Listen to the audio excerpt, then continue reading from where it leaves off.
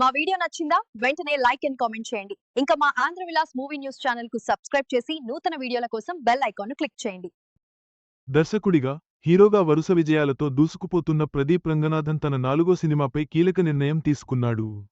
ఈసారి మరో దర్శకుడికి అవకాశం ఇవ్వకుండా, తానే స్వయంగా దర్శకత్వం చేయాలని నిర్ణయించుకున్నాడు.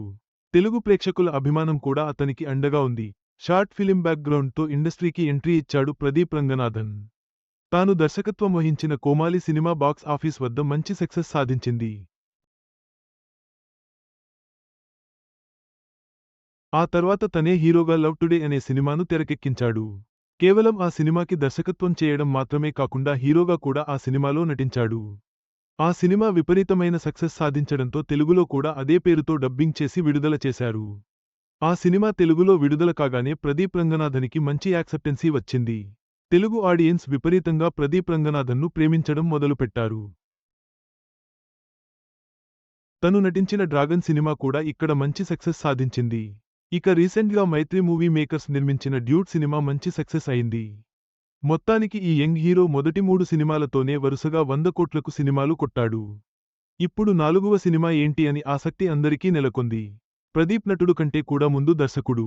దర్శకుడుగా సక్సెస్ అయ్యాడు కాబట్టే వరుసగా సినిమా అవకాశాలు కూడా రావడం మొదలయ్యింది.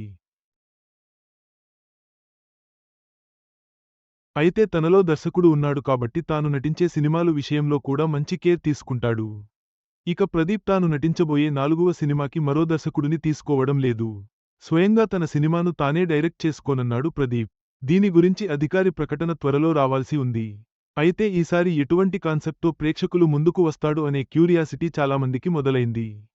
తెలుగు ప్రేక్షకులకు పెద్దగా భాషతో సంబంధం లేకుండా కొంతమంది హీరోలను ఇష్టపడుతూ ఉంటారు.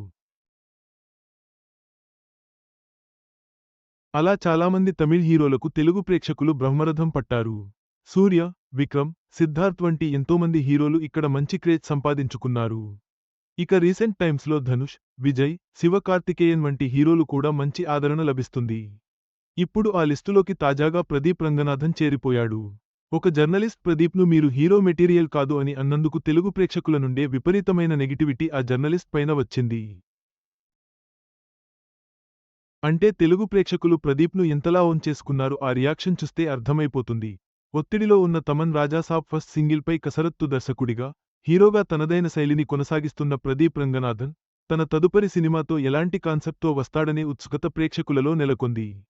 అతని స్వయ దర్శకత్వంపై భారీ అంచనాలు ఉన్నాయి. ఈ వీడియో మీకు నచ్చినట్లయితే లైక్ చేయండి.